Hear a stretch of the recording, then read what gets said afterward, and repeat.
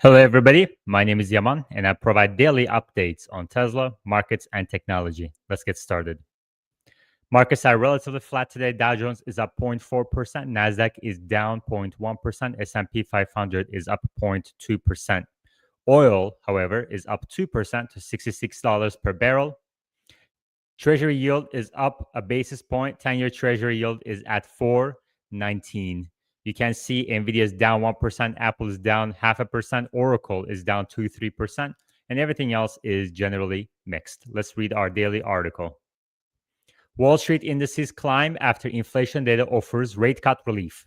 Wall Street's main indices gained on Friday after the latest inflation data met expectations, easing concerns that persistent price pressures could delay interest rate cuts by the Federal Reserve. U.S. consumer spending increased slightly more than expected in August, data showed, keeping the economy on solid ground as the third quarter progressed, while inflation continued to rise at a measured pace. The data offers clarity after a tense week during which investors weighed mixed signals from the Fed's policymakers. The S&P 500 and Nasdaq are set for their worst week since late July, snapping a 3-week winning streak. Some analysts, however, caution that inflation figures do not capture the full picture and the impact of tariffs has yet to filter through. Quote, significantly more inflation pass-through is still to come. Firms aggressively accumulated inventories during the first half of the year, and this has given them scope to delay price increases. But that process is now playing through, Citigroup's global chief economist said. Richmond Fed Bank President Thomas Barkin, in an interview with Bloomberg Television, said he had very low confidence in the inflation forecast right now as tariffs continue to impact the economy. Investors will also monitor remarks from Fed Vice Chair for Supervision Michelle Bowman later in the day. Financials are up about 1%, were among the biggest boosts to the S&P 500. Tech stocks were up basically flat, while energy stocks added 1%. Gains in Boeing and banks such as Goldman Sachs and JP Morgan supported the Dow. U.S. President Donald Trump on Thursday unveiled fresh import tariffs, including 100% duties on branded pharmaceutical products, 25% levies on heavy-duty trucks, 50% on imported kitchen cabinets and bathroom vanities, and 30% on upholstered furniture. The move could reignite fears of a renewed trade war and complicate the inflation outlook. Eli Lilly shares rose 1.7%, and truck maker PACCAR, which manufactures most of its trucks for the U.S. market domestically, gained 4.4% to top the S&P 500. In corporate news, Intel jumped 4% after the Wall Street Journal report said the chipmaker had approached Taiwan semiconductor manufacturing about investments in manufacturing or partnerships. Boeing rose 4% after Reuters reported that Federal Aviation Administration will allow the plane maker to issue airworthiness certificates for some 737 MAX and 787 airplanes starting next week.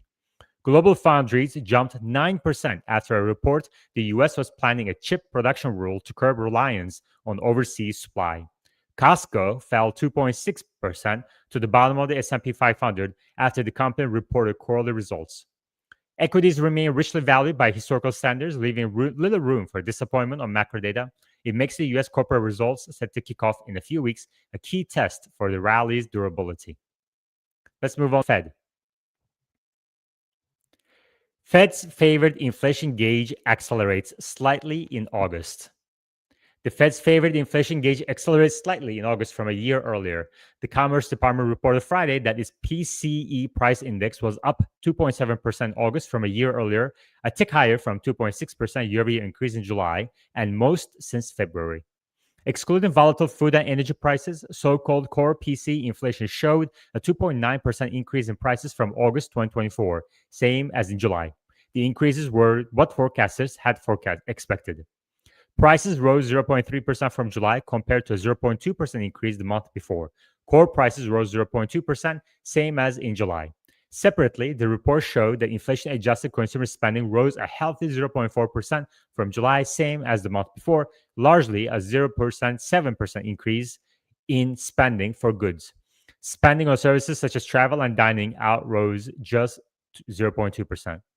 The resilience of the U.S. consumer was on a show once again, Michael Pierce of Oxford Economics wrote. Incomes rose 0.4%, same as the month before inflation. Income for self-employed and business owners rose 0.9% for the second straight month. Wages and salaries rose 0.3% from July, dipping from a 0.5% increase the month before. Inflation has come down since rising prices prompted the Fed to raise its benchmark interest rate 11 times in 2022 and 2023, but annual price gains remain stubbornly above the central bank's 2% target. Last week, the Fed went ahead and reduced the rates for the first time this year, lowering borrowing costs to help a deteriorating U.S. jobs market. But it's been cautious about cutting, waiting to see what impact President Trump's tariffs have on imports, have on inflation, and on the broader economy. For months, Trump has relentlessly pushed the Fed to lower rates more aggressively, calling Fed Chair Jerome Powell too late and a moron, and arguing that there is no inflation. Last month, Trump sought to fire Lisa Cook, a member of the Fed's governor board, in an effort to gain greater control over the central bank. She has challenged her dismissal in court. Let's move on to consumer sentiment. Consumer sentiment slides in August as Americans express heightened concerns about high prices. Consumer sentiment slipped in August as Americans primarily worried about one aspect of the economy, inflation. The University of Michigan's Consumer Sentiment Survey, released Friday, showed year-ahead inflation expectations among Americans climbed to 4.8% in August, up from July's reading of 4.5%. The headline Consumer Sentiment Index came in at 58.2 for the month, down 5.7% from last month and 14.3% from a year ago. This month's decrease was visible across groups by age, income, stock wealth, said Johan Shu, director of Survey of Consumers. Moreover, perceptions of many aspects of the economy slipped. Buying conditions for durable goods subsided to their lowest reading in a year, and current personal finances declined 7%, both due to a heightened concern about high prices. Expectations for business conditions and labor markets contracted in August as well. Against this deteriorating backdrop, only about a quarter of consumers expect to maintain their spending levels on items with large price increases, according to a report from University of Michigan released August 15. Consumers will get a fuller read on the labor market situation next week when the Bureau of Labor Statistics releases its latest job openings numbers on Wednesday and its monthly payrolls report on Friday. Private payroll processor ADP will release its monthly jobs number on Thursday. Though the unemployment rate has been hovering between 4 and 4.2% since May of 2024, job growth in the U.S. economy appears to have slowed markedly, with 73,000 non-farm payrolls added July, while May and June's jobs figures were revised sharply downward to the total gain of just 33,000. Let's move on to Costco. Let's dig in all the details a little bit. Costco is obviously a very important company. Costco stock sinks after U.S. same-store sales miss forecast as consumers weigh value push tariff pressures.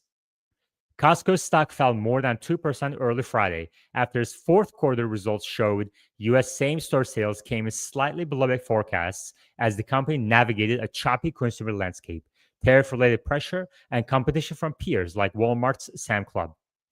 Costco's headline profits and revenue beat Wall Street's expectations, with revenue at the wholesale giant clocking in at $86.16 billion compared to expectations of $86.0 billion, with adjusted earnings per share coming in at $5.87, higher than the forecast $5.82 per Bloomberg consensus estimates. Same-store sales grew 6.4%, slightly higher than the 6.2% growth expected. U.S. same-store sales were up 6%, slightly lower than the 6.1% predicted, while sales in Canada grew the most, up 8.3%, higher than the 6.8% jump predicted. Sales in other international markets were up 7.2%, in line with the 7.2% estimated. Walmart's Sam's Club posted same-store sales growth of 5.9% in its latest results. Annual revenue for Costco's fiscal 2025 tallied $275 billion, with adjusted earnings per share of 18.21, higher than the 18.10 the street estimated, according to Bloomberg data. Same-store sales beat too at 7.6% growth. Let's move on to OpenAI Oracle news. OpenAI, Oracle, and SoftBank are expanding the Stargate AI data center initiative with 5 new U.S. sites, bringing the total plant capacity to nearly 7 gigawatts and over $400 billion in investment. This expansion, which includes partnerships with Oracle and SoftBank, puts Stargate on track to meet its $500 billion 10-gigawatt commitment by the end of 2025. The new sites will create thousands of jobs and enhance AI infrastructure accessibility. Moving on to Intel. Intel approaches TSMC for investments or partnerships, according to Wall Street Journal. Chipmaker Intel has approached TSMC about investments in manufacturing and partnerships, the Wall Street Journal reported on Thursday, citing people familiar with the matter. The development follows a Bloomberg report on Wednesday that said Intel was in talks with Apple about securing an investment in the struggling chipmaker. Intel's efforts to get outside investment began before US President Donald Trump showed an interest in the companies last month, Wall Street Journal said, but have gone into overdrive since the US took a 10% stake in it. Both Intel and TSMC declined to comment on the report. Last week, NVIDIA announced it would invest $5 billion in Intel for a roughly 4% stake in the company. The chipmaker also got a $2 billion capital injection from SoftBank Group in August. Intel's CEO has been trying to bring in partners as part of a turnaround at the ailing chipmaker. Once the chips industry flag bearer that claimed to put the silicon in Silicon Valley, Intel has struggled to compete in the booming AI race, falling behind peers such as NVIDIA and AMD. Moving on to the US government. Why US government shutdown odds are spiking. Both parties see some upside. The growing sense in Washington is that latest government funding fight between the Republicans and Democrats is shaping up differently, and why things may be more likely to end in a shutdown is simple. Not only are both parties okay with a funding stoppage, but some partisans even view the idea of going through with it as an opportunity or political necessity. Markets, meanwhile, have grown accustomed to tuning out Washington's regular displays of brinksmanship. But Wall Street may turn to the issue in the earnest starting Monday, when lawmakers return with less than 48 hours before a partial government shutdown could take effect on October 1. The latest example of how the current funding fight is playing out differently, with political pressure seeming to push in the direction of shutdown, came late on Wednesday when President Trump's White House asked federal agencies to consider mass firings as part of their shutdown planning efforts. It's a way for Trump's team to accomplish previously unrelated goals, those often expressed by Doge in a different manner, with the memo saying firings could be focused on areas not consistent with the president's priorities. It was also a move intended to increase the pressure on Democrats. Whether it causes Senate Majority Leader Chuck Schumer and others to blink remains to be seen. But the new threat is just one factor Democrats are weighing, as they often note a shutdown as one of their vanishingly few points of leverage. Moving on to tariffs. Trump tariffs live updates. US to impose up to 100% tariffs on drugs, furniture, kitchen cabinets. President Trump announced new tariffs on pharmaceuticals, heavy trucks, and furniture, including 100% duty on patented drugs unless the producer is building a manufacturing plant in the US. Thursday's move is one of Trump's new industry-focused duties and shows the rapid expansion of his tariff regime. The tariffs range from 30% to 100% on the products, with exceptions for pharmaceuticals where the producer is building their pharmaceutical manufacturing plant in America. Trump has also previewed the pharma tariffs, but other goods represent new trade targets. The US is also planned to ask chip makers to manufacture at home as many chips as their customers import in a bid to curb reliance on foreign supply. The Trump administration would levy tariffs on firms that do not maintain a one-to-one ratio over time, a report said. Earlier in the week, Trump floated using revenue the U.S. has accrued from tariffs to offer bailouts to farmers struggling with the early effects of the duties. Trump said farmers are for a little while going to be hurt until the tariffs kick into their benefit. It's unclear what mechanism the administration would use to provide relief to farmers, and it could run into issues with a looming Supreme Court review of the tariffs. An unfavorable ruling to the administration, which would follow lower court decisions, could force the administration to refund billions of dollars of that revenue. Moving on to EVs. Don't wait, EV buyers have one last weekend to get the $7,500 tax credit. Buyers in the US looking to take advantage of the federal EV tax credit have one last weekend to hunt for a good deal. Wording in the One Big Beautiful Act that killed the $7,500 federal EV tax credit set a hard September 30th deadline for claiming the tax credit. But the IRS is giving buyers and automakers a break by allowing a written binding contract for the purchase of the vehicle to qualify for the credit in lieu of the delivery of that vehicle by September 30th. This weekend, automakers like GM, Ford, Tesla, and Rivian will try to entice Americans to go electric. Tesla even updated its website to say order by September 30 and included a countdown clock on the site. But despite traditional media and social sites' ongoing coverage of the tax credit's expiration, it seems a huge percentage of Americans don't understand how the credits work. Quote, while most shoppers have heard of the credit, a recent study from Cars.com shows only about a third really understand how it works, Cars.com bureau chief Aaron Bragman said on Yahoo Finance. That's important because nearly 80% of car shoppers considering EVs say it factors into their decision to go electric, and almost half say they might speed up their plans before the deadline hits. Moving on to other Tesla news. Tesla is being sued in China over not delivering self-driving to Hardware 3 cars. Owners in China are suing Tesla over not delivering the promised self-driving capability on vehicles equipped with Tesla's older Hardware 3 computer manufactured from 2019 to 2023. Tesla claimed that all vehicles built since 2016 have the hardware capable of achieving full self-driving. The company has been selling a software package called FSD, which it claimed would deliver unsupervised level 4 or 5 self-driving capabilities, but it hasn't. When it comes to cars produced up until 2024, vehicles equipped with the Hardware 3 computer, Tesla has admitted that the hardware won't support unsupervised autonomous driving as promised. Chinese blog MyDrive reports one plaintiff revealed to the media that he spent 56,000 yuan in August 2019 to purchase FSD equipped with Hardware 3 hardware. He made the purchase partly because he was a Tesla fan and trusted Musk's promise, never do that, of achieving fully autonomous driving within 2 to 3 years. He also bought it because the salesperson had insider information about the imminent price increase. That turned out to be false. The price of the FSD package peaked $15,000 in 2023 and has since fallen. You can see the price graph right here.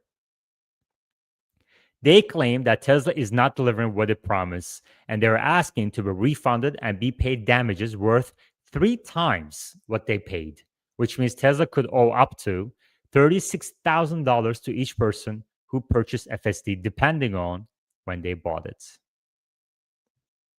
Tesla urges Trump administration to keep vehicle emissions rules climate finding. Electric vehicle manufacturing Tesla urged Trump administration not to repeal vehicle emission standards on the long-standing U.S. finding that greenhouse gas emissions endanger human health. Tesla said in comments posted on Thursday that EPA's proposal to repeal the standards would give a pass to engine and vehicle manufacturers for all measurement, control, reporting of GHG emissions for any highway engine and vehicle. Earlier this week, a group representing GM, Toyota, and Volkswagen, and nearly all other major automakers asked the EPA to roll back its aggressive vehicle emissions limits that seek to force the industry to build a rising number of electric vehicles. Tesla stands to lose billions of dollars in regulatory credits sold over the coming years as a result of the Trump administration's dismantling of green vehicle rules. Last year, Tesla said it received $2.8 billion in global revenue from earning regulatory credits for selling zero-emission EVs and from selling those credits to other automakers seeking to meet vehicle emissions targets. Republican Senator Bernie Moreno, Ohio, said at a hearing in July that costs of automakers paid Tesla to be compliant were outrageous. The EPA's proposed action undermines the stability of this program, diminishes the value of performance-based incentives that EV manufacturers accrue under the standards, and creates an uneven playing field, Tesla said. In 2019, Tesla began spending $25 per vehicle to generate credits by using environmentally friendly air conditioning. This investment, Tesla CEO Elon Musk was a close advisor of the U.S. President Donald Trump before they had a public feud earlier this year. Trump suggested Musk's objection to a major budget bill was because it eliminated consumer tax credits for EVs, which will end on September 30th. In July, the administration told automakers they faced no fines for failing to meet fuel efficiency rules dating back to the 2022 model year. Trump in June signed a resolution of disapproval under the Congressional Review Act to bar California's landmark plan to end the sale of gasoline-only vehicles by 2035. And finally, Trump signs order declaring TikTok sale ready and values at $14 billion. President Trump signed an executive order on Thursday declaring that his plan to sell Chinese-owned TikTok's U.S. operations and to U.S. and global investors will address the national security requirements in a 2024 law.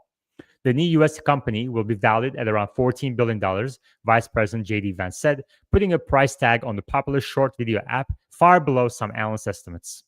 Trump on Thursday delayed until January 20th enforcement of the law that bans the app unless its Chinese owners sell it amid efforts to extract TikTok's US assets from the global platform, line up American and other investors, and win approval from the Chinese government. And on that note, thank you very much, everybody. And I will chat with you all next time. Enjoy your weekends.